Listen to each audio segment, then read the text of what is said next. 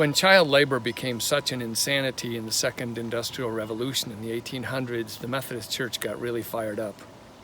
But not only that, fired up also about the abuses going on to adults, the whole 16-hour workday type thing, where one parent literally had to be invisible, gone, for a child's life, a youth's life. And the Methodist Church stood up strong for the unionizing movement, powerfully. Matter of fact, a major support for the union movement was the Methodist Church. Now, I could argue that some of that effort was maybe a little bit sucked into kind of the culturally acceptable vision of family at the time. You know, got to have a dad and a mom, and got to have a certain number of kids, and maybe some options were excluded or precluded in those arguments. However, the Methodist Church stood real strong. And then in the 1900s, you know, during my lifetime, the 20th century, there was this corruption that happened in unions.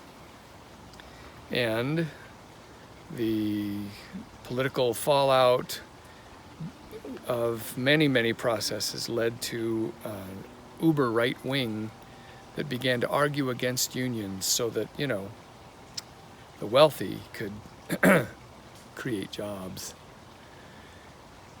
And the Methodist Church was kind of quiescent. We didn't make enough noise to stand by our traditional support of unions, in a way because we had not renewed our mindset about it. It had become a given. Unions started taking really strong impact in the country. They were doing a really good job. People were getting unionized everywhere you turned. The movement was winning. And so we just simply quit looking. And when there were embarrassments of union corruption, I mean, we didn't want to be associated with that either.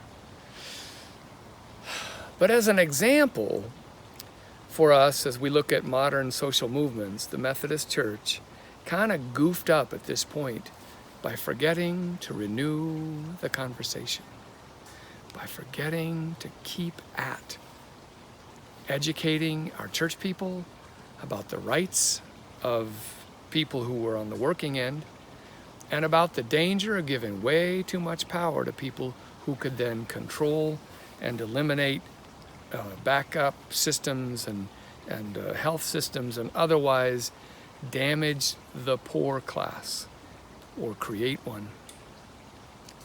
And what's happened in our country as a result of this is very dangerous.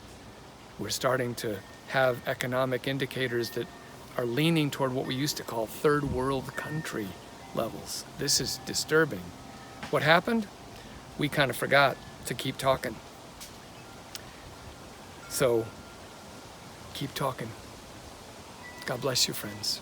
Your love first.